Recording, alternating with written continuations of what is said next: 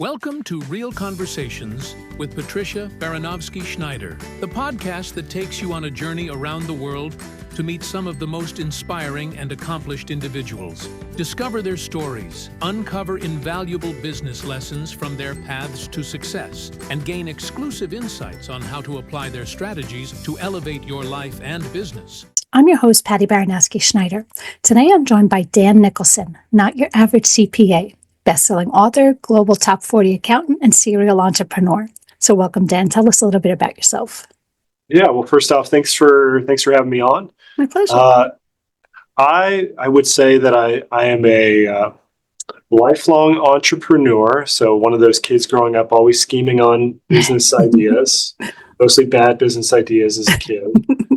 And I'm a recovering people pleaser. And, you'll see that as we get into things, is sort of like a through line of how a lot of what I know today is a function of unlearning a lot of stuff that I thought I knew in my 20s and maybe early 30s. And that really informs the way that I do business, both in terms of my CPA firm, how I advise clients, but in other business ventures that I'm involved in as well. Yeah, we're all a work in progress, and we learn from mistakes, but it's always good to learn from someone else's mistakes. So true. Yeah. So to tell us your journey from a traditional CPA to a best-selling author and serial entrepreneur, it's pretty incredible. So can you share what inspired you to transition into this more unconventional paths in finance and entrepreneurship?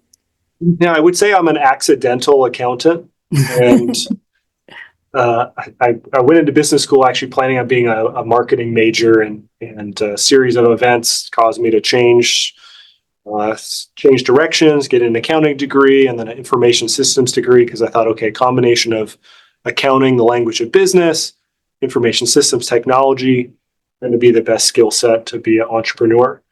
And then I ended up getting nominated for this fellowship at the board that writes all the accounting standards in the U.S. Wow. Kind of the closest parallel would be finishing law school and clerking for the Supreme Court. So that's sort of the closest parallel. So took that fellowship, that put me down this different direction for a number of years. Okay. Job hop for a while. People kept hiring me because they thought, he's probably smart. Look at his resume. And really, I was just trying to figure out my path and wanted to be self-employed, and ultimately realized there was a lot of opportunity to launch an unconventional CPA firm, approach things differently. And so I've been doing that for 15 years, but because I have struggled with sort of this identity that comes along with being labeled an accountant, I have been along the way looking for other to, I guess, express my personality, try new stuff, and demonstrate that I'm more than just a traditional accountant. Yeah, exactly.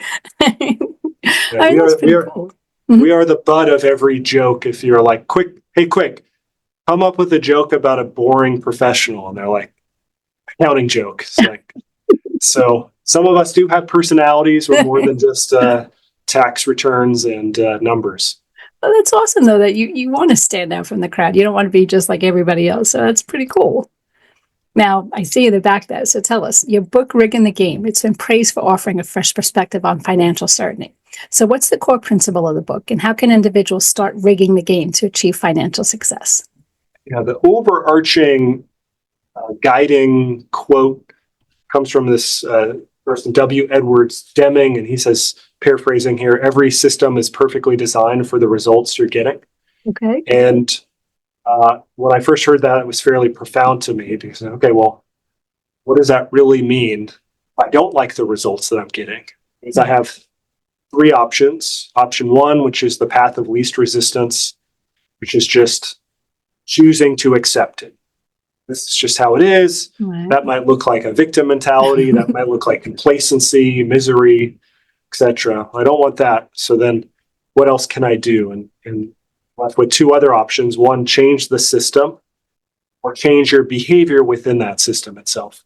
Okay. And so the choice between changing a system versus changing your behavior really comes down to timeline. How quickly do I need a different outcome? So if I need an outcome right away, usually I need to modify my behavior. If I want better relationships, I got to behave differently. I want to make more sales, I got to behave differently. Right. And so most of us already intuitively understand this. We just don't have language around it. We're not being very intentional about it. So rigging the game is, again, another way that I like to play with words, like unconventional accountant sounds like an oxymoron. Rigging the game is a little bit salacious, but I'm not suggesting anything that's unethical. It's that how do I be really intentional about getting the outcome that I want? And it's generally speaking down to that. Can I change the system? Can I change my behavior? Right. I mean, that's cool. I mean, it's good because, most people will learn from somebody else who's done it before. I mean, everybody can read a book, but, really understanding someone, and it's not like, you didn't go through all of this before. I mean, you have like a long string of background here. So, I mean, you've basically been there, done that. You've done it all, and now you're trying to help people. I think that's pretty, golden. So I could see why it's been, a great book, worldwide. So now you often speak about financial certainty. So how does that differ from traditional financial planning? And why is it such a powerful concept for business owners? So back to another quote that I heard, this equation, anxiety equals uncertainty times powerlessness.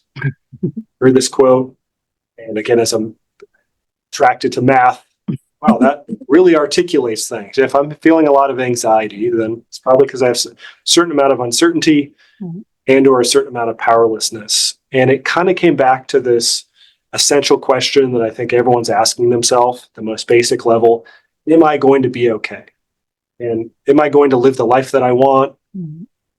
I believe the biggest risk in life is not living the life that you want. So we're all kind of wondering, am I going to live that life? Even those who have a lot financially, they also often have a lot of obligation along with that. So they still might have this similar concerns. Right.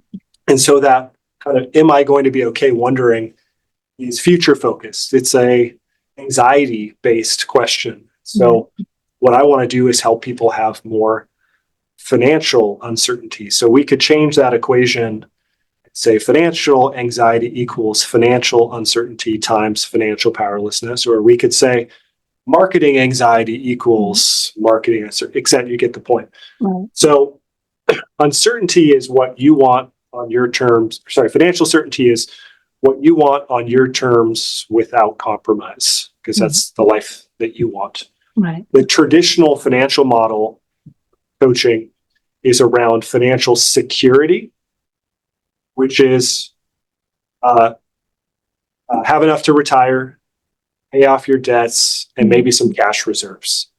That's financial security. But most of us want financial certainty, the next level up, which is all the financial security stuff, plus your own unique preferences, the things that we get judged about, people want to argue about, but they're preferences. So all that to say, I'm taking financial security and adding in stuff that you want that's unique to you, that you need to give yourself permission to want, just simply because you want it. Right. I think that's like anxiety that pretty much half the world has these days, somewhere they fit into this equation. And, everybody thinks that by having one, they have it all. But no, like you say, someone might have one, but they don't have the other, and vice versa. So, yeah, I think half the world is full of anxiety these days. At least half. Now tell us, navigating risk, it's a significant theme in your work. So what advice would you give to entrepreneurs trying to balance risk and reward in an unpredictable economy?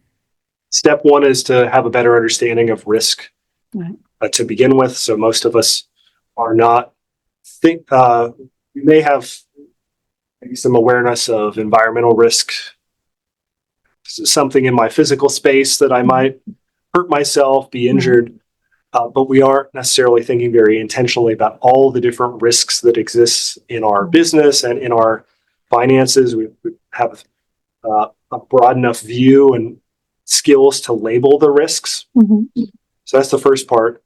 The second part is that we're often pathologized around how to take risk. So in the small business community, there's this overwhelming narrative about bet on yourself. Go all in. Never going to live the life that you want unless you go all in on yourself. And usually that narrative then leads up to some offer. Right. It's sort of a fear-based approach. If you're not going to bet on yourself and go all in, you're never going to live the life that you want. Right. And they tell stories like burn the boats, how Cortez sailed across the sea with all these men, and they reach the shores, and it looks like certain demise. So he burns the boats and goes on to victory. So you should do the same. They don't tell the part of the story where Cortez is told before he sails off to battle that if he returns unvictorious, he, along with all of his men, will be tried for treason. That's a really important anecdote or piece of context to understand, because Cortez actually chose the least risky option. Returning home with certain demise, going into battle, at least he had a chance of survival. Right. And I share that because when you study those who've done had overwhelming success in business, and you might even include in life, that what they've done really well around risk is make bets where there's asymmetric risk, significantly more upside than downside. Okay. Bill Gates going into Microsoft Windows operating, there was so much upside. Like if this lands, there's an untapped blue ocean of opportunity. Elon Musk with PayPal, and then all the other things that he's done. Whether we like either of these characters, they have examples of huge opportunity. Private equity, finance, they're all making bets with huge upside. Amazon, Bezos has a quote about how he'd make a bet that has a 1% probability, but 100x potential return every time.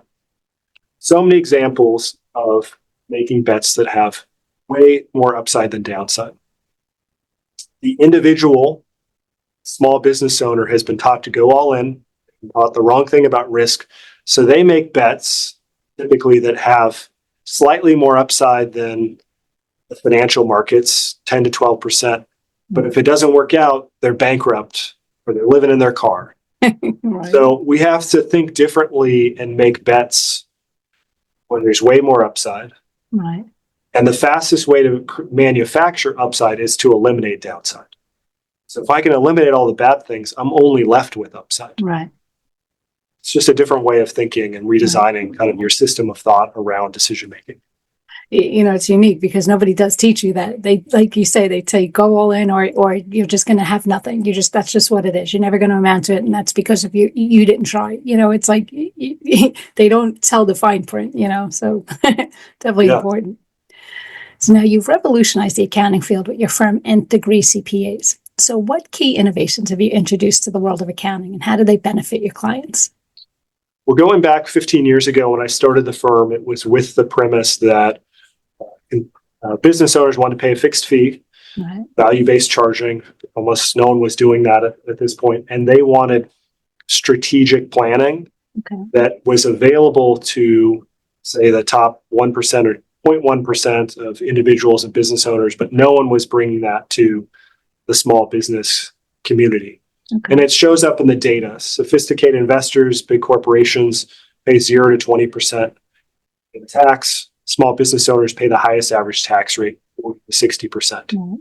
So no one was providing them with strategic tax planning advice. So that's been one of our core offers for 15 years. We now have competitors in that space in the last 5 years or so, but we weren't the first. We're one of the first. One of the first, if not the first, to offer outsourced CFO services to small to mid-market clients. And the things that I teach in my book, Rigging the Game, come from working with business owners and then my own experience of failure and realizing that when I went to business school, and this is a critical reorientation that I had to go through. When I went to business school, I had to stop and reflect and go, why do I keep making these recommendations to business owners? They either don't implement it or they don't follow through on it in the future.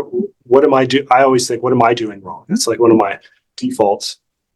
And I realized, what is the actual thing I learned in business school? Yes, I learned accounting and marketing and management and all this, but what I actually learned was how to maximize shareholder value. Okay. That's what you learn in business school. Maximize shareholder value. Because business school prepares you to go work for a Fortune 500 company, Right. where you'll have a fiduciary responsibility to the investors to maximize. Grow the company as fast as possible, maximize, have the most clients, most market share, etc. Business owners at the small to mid-market level don't have the resources to maximize. They have to optimize. Okay. Optimize is, what are your top one or two goals? How do we put all of our resources towards that? Right. So once I realized that we need to optimize versus maximize, I realized I had to develop a different way of thinking and a different set of tools to provide those business owners that actually works for someone who's optimizing versus maximizing. Right. Oh, that's interesting. And it is true because nobody teaches you any of this stuff in school. It's kind of just, winging it. And that's why it's good to learn from somebody who's, already been down that road. Helps you with a lot of heartache. Absolutely. Yeah. My mentor always says, go to school on my tuition. Yeah, exactly. I paid the price through a litany of mistakes. And so you can benefit from those learnings, those failures. That's awesome. Now, Certainty U and Certainty News reach over 1 billion users monthly. So how do you ensure your content demystifies complex financial concepts for such a diverse audience? Yeah. Our approach is to focus on our ideal client, our ideal subscriber base, and not try to be something for everyone. So I'm focused on who I call a purpose-driven entrepreneur. Okay. And to distinguish between what I call purpose-driven and ego-driven. The purpose-driven entrepreneur, their business, their investments, they all exist to serve them and living the life that they want. Right. They're just tools to help them get there. Right. The ego-driven entrepreneur is trying to prove themselves. Now, and everything they do has to prove that they're good enough, that made the right decision, that they're on the right track. So there's a lot of arbitrary aspects of that approach. I got a 10x everything. I'm not opposed to 10x, but why? How is this really getting you closer to the life that you want? Now, a lot of those that are in the what I call ego-driven will also self-identify as being stoic. Okay. And it's quite an interesting contradiction, because inherently, when you need to prove yourself and prove that you're good enough, that is the ultimate self-indulgence. Yeah. So it's inherently Epicurean, it's not Stoic. And so there's a contradiction that gets missed there for folks who are trying to prove themselves. And then I ask them, who is the arbiter who determines that you have proven it, that you are in fact good enough? And it turns out that that can't be answered, because there's no third party who makes this determination. It's solely internal. Only you can decide that you're good enough, that you've made it. Excuse me. And so you continue to just chase things. I call it chasing more. Right. Excuse me. And dopamine, we were wired to do this. Dopamine is the molecule of more, so we're wired to want to chase it. So we all come by it honestly, but the constantly trying to prove yourself is one of those things that also causes you to make a lot of bets that are asymmetric to the upside. So I'm catering to that purpose-driven entrepreneur who wants to move away from arbitrary goals, 10xing, maximizing, and they really want to align with this idea that the biggest risk in life is not living the life that you want. That's actually a really good and unique way of looking at things, because it is true. Everybody's just looking to get to the finish line fastest, most successful, blah, blah, blah. But there's a better way of getting there. That's actually a good analogy. I would align on the idea that you want to set a goal, or I call it solvable problem, which is a methodology I have to turn your vision board into a equation that you can calculate. And I would argue and align with getting there the fastest. But yeah, great. But there's three other things to consider. How can I do it with the least amount of effort, the least amount of risk, and the most amount of options? And because in our culture, in Western culture in particular, we believe in hard work. And that's been a huge part of my personality. And I have worked more over my lifetime than most people of my age, partly a function of my masochistic elements of my personality and the career path that I've chosen. Right. So I'm not opposed to hard work. Right. But what if it didn't have to be hard? What if you design systems and processes where it didn't have to be hard? Right. A lot of us can't even accept that, because if it wasn't hard, then we don't think we deserve it. And so then we got to double down again. Yeah. So I'm fine with getting there the fastest possible, but evaluate it through the context of effort, risk, and obligation. Right. You know, it's funny because that's kind of how it was set years ago. Like even when I first started like working, you know, if you weren't in that office, 12 hours a day, whether you had work to do or not, if you weren't looking like you had work to do 12 hours a day, then you were a slacker. You didn't deserve to get paid, blah, blah, blah. So this is what's ingrained, in our head. I mean, I think nowadays the newer generations are a little more flexible with that, but I get it why a lot of people just, feel that they have to work, but there is an easier way and, more beneficial without killing yourself to do it. So that's good that, you're guiding them that way. Yeah. Entrepreneurs typically are good at identifying easy work. Yeah. But they're not good at identifying easy work. So as an entrepreneur, you need to be a value creator. And value does not just have to be a function of time. Mm-hmm. It can be a function of other currencies, like leveraging your relationships that you have, energy, reputation, identity, etc. Mm-hmm. So creating wealth does not have to be solely commingled with having your butt in a seat at a desk, or walking on a standing desk. No, I agree 100%. Now tell us, as a serial entrepreneur, what have been some of your biggest challenges that you faced in building multiple businesses, and how'd you overcome them? Well, the biggest battle is always the battle with oneself. Sun Tzu says, know yourself, know your enemy, and you can fight 1,000 battles without peril. And the biggest enemy is the personal kind of gremlins that can creep up and cause you to compare yourself with where you think you're supposed to be and with others. And that has been my biggest downfall.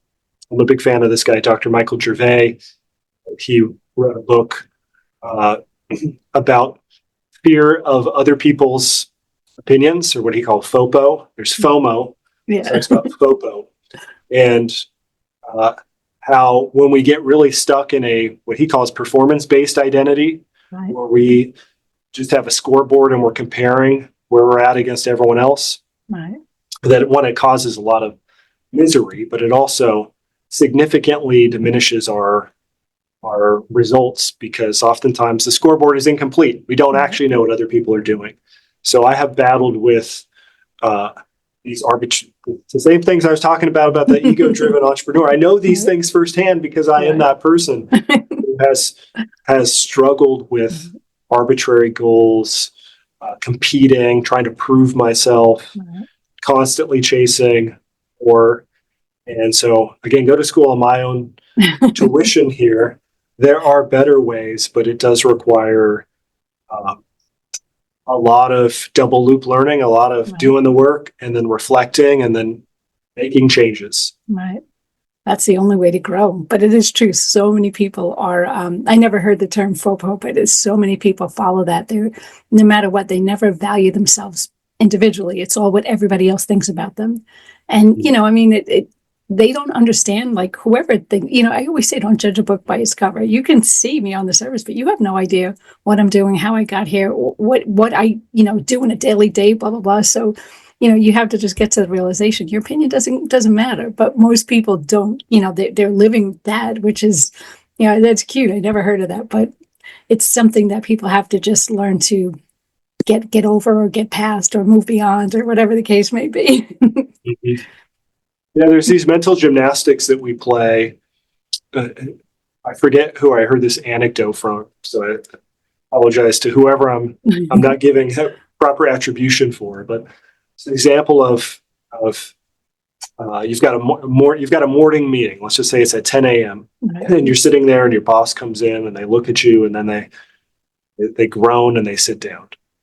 In your head, you start thinking, "What's their problem? What did I do to them? Why are they groaning?" And what am I wearing? you start running this. You start running all these cycles and loops around. What's going on? Is there tension? Is my boss upset with me? What's going on? And most of us then never have that conversation. Right. But if you were to stop and go, "Hey, so and so, I noticed when you sat down, you groaned, and in my mind, I'm making all these assumptions about I've done something that upsets you."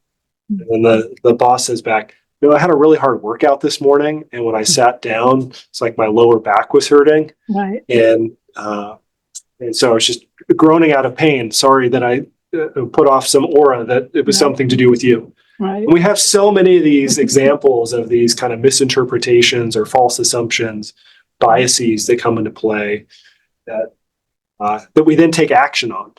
That's the dangerous part, is that we start taking action on it Right. and it when it's not the right data to begin with. Right. You are 100%. 100%. Now tell us, with advancements like AI and machine learning, how do you see the future of accounting and finance evolving, and what should entrepreneurs be prepared for? It is in the accounting industry, like many other service-based industries right now, we have a huge shortage of labor. 75% of CPAs have hit retirement age. That happened more than 3 years ago. Oh, okay. We've had nearly 400,000 accountants leave the industry during the same period of time. Oh, That's incredibly problematic because at the same time, enrollment in accounting programs is down, depending on the program, 30 to 50%. So we're graduating somewhere right now around 45,000 accountants per year, but we had 400,000 leave. wow. So at that rate, you can't catch up. Right. First-time pass rate in the CPA exam is down for 10%. First-time pass rate was already the lowest of all professional exams, 12%. So if you go down 1 out of 8 pass it the first time. So many then don't take it a second time because it takes 450 to 600 hours on average to study. So now we're down to about 1 out of 10 who pass it the first time. So we have a huge crisis that's not solvable in the short term because we lack resource. So fundamentally, AI, machine learning is really essential to the future of accounting because we don't have the labor force to do the work. Now, you can offshore, and I get consents from your clients oftentimes to do some offshoring. And so there are talent for a lot of the detail-oriented work in places like the Philippines, India, increasingly pockets of Africa are great sources for offshore, of course, Southern America. But even then, you can't hire fast enough because the complexity only continues to grow. Data points like in 2003, we had 82,000 state and local governments. Now we have roughly 89,000 state and local governments.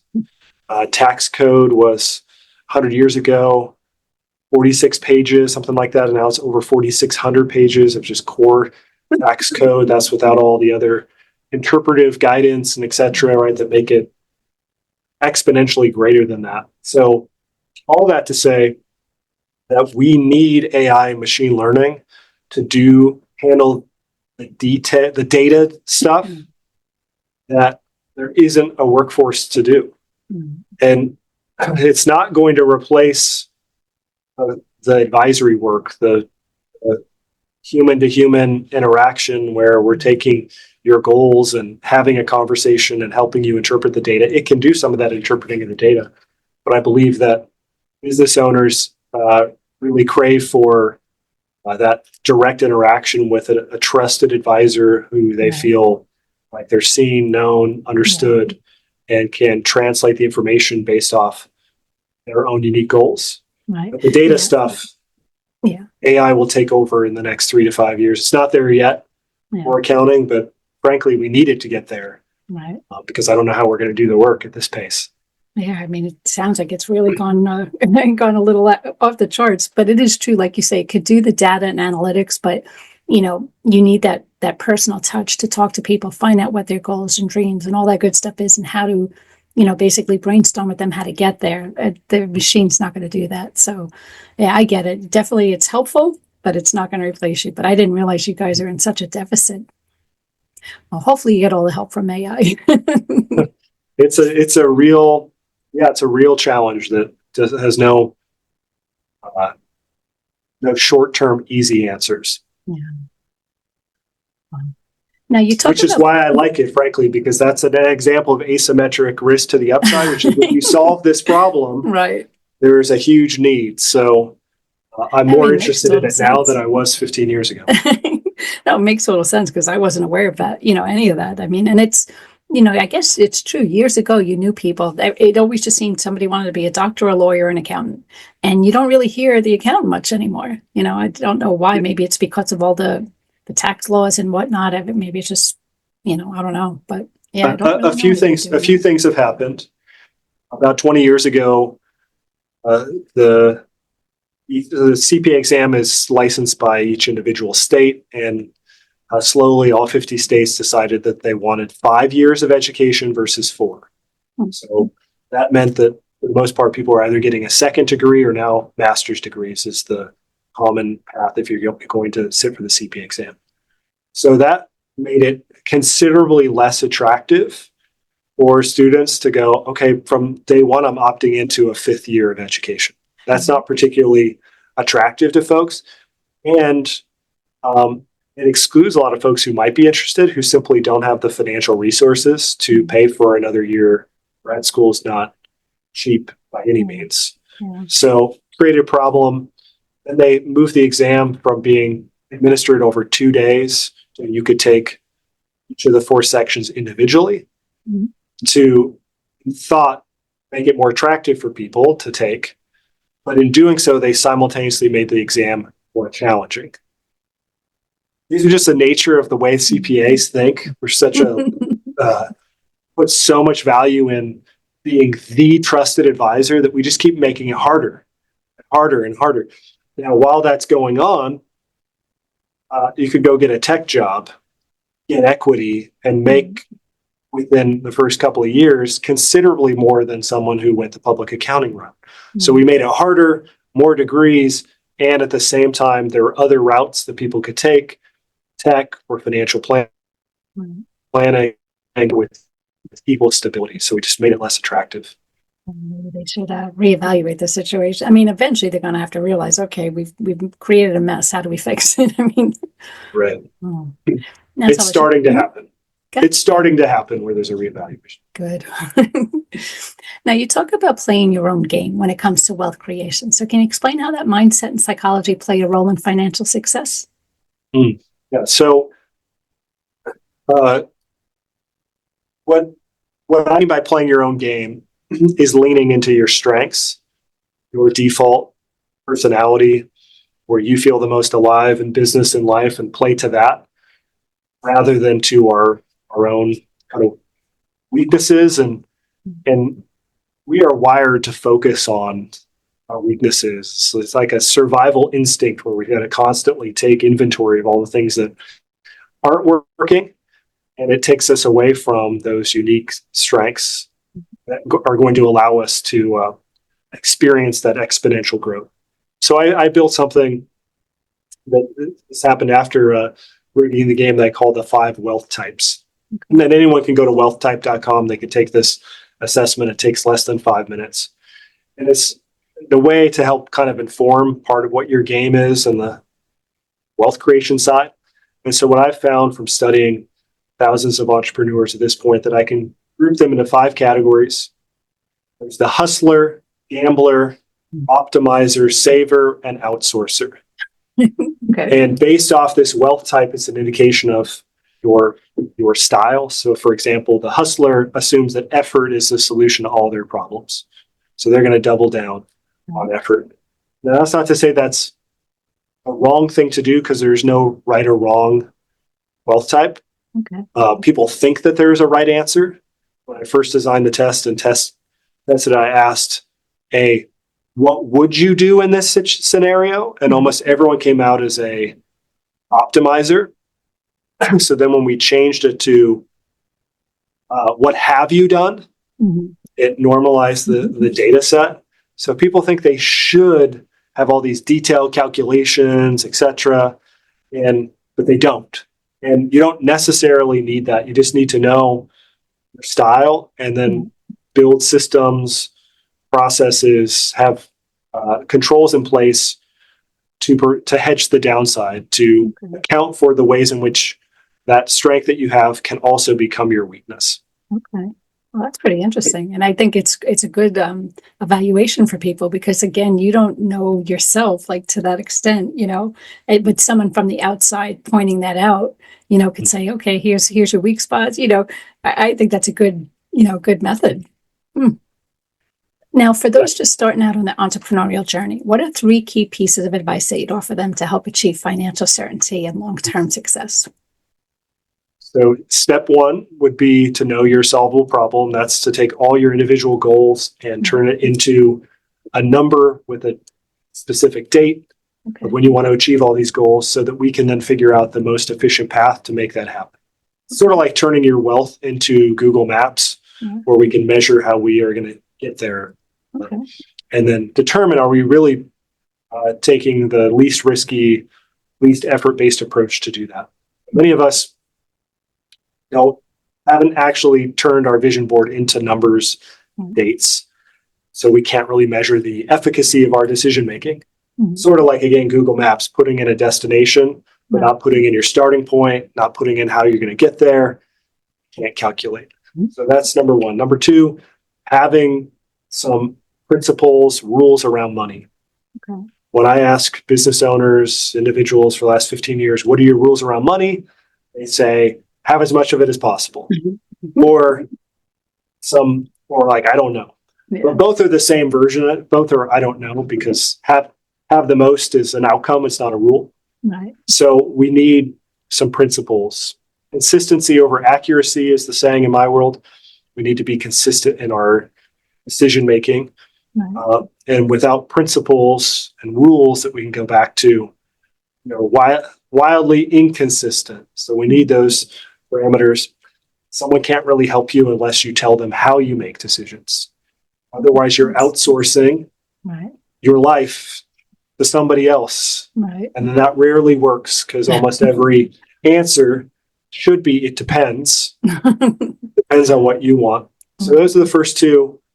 And then the third would be back to play your game. So lean into your unique strengths and weaknesses.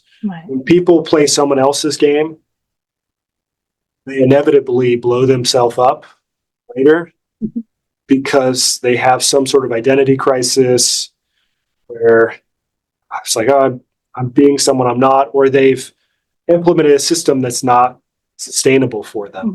Because again, it's someone that they're not. We want consistency. I just said consistency over accuracy is the most important characteristic to long-term wealth creation. Data point, compound interest. Not consistently in the market, you're not taking advantage of compound interest. If you're inconsistent with your decision making, that compounds as well, just in the negative. Yeah. Again, this is all stuff from the outside pointing it out because most people won't realize they're even doing this. Wow. Anything else you want to talk about that we didn't touch on yet? I think this has been a very thorough interview up to this point. So I appreciate that question. I would just go back to, again, emphasizing biggest risk in life is not living the life that you want, and understand, and permission for me, that the majority, I would argue more than 80% of the questions that you ask are preference-based questions where there isn't a right or wrong. Growing your business is a preference. No one's making you do it. Hiring employees, that's a preference. You could run a one-person team.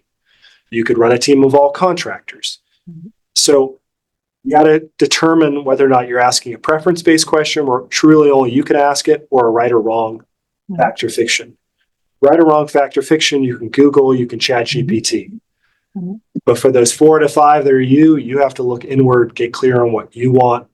It's most important to you. Keep asking those questions. Otherwise, you end up with a lot of misery. Yeah. No, it's 100% true, because you copying someone else or reading someone, it's a personal choice. So you have to do what, because everybody, might have different goals, different circumstances, different history, whatever, so you have to make it personal. I agree 100%. But now, how can people find you, learn more about you, get in touch with you, and all that good stuff? Yeah, a couple of options. You can go to riggingthegame.com and you can learn more about all the different things that I'm involved in. Nth degree CPAs, NTH degree CPAs, there's an S at the end, plural, more than one CPA. Can learn more about what we're doing and innovating on the accounting side. And then, of course, if you want to find out one of your 5 wealth types or your wealth type out of the 5, totally free assessment at wealthtype.com. Well, thank you again for being on the show. Again, that was Dan Nicholson. Never miss an episode by subscribing to the channel. So thank you again.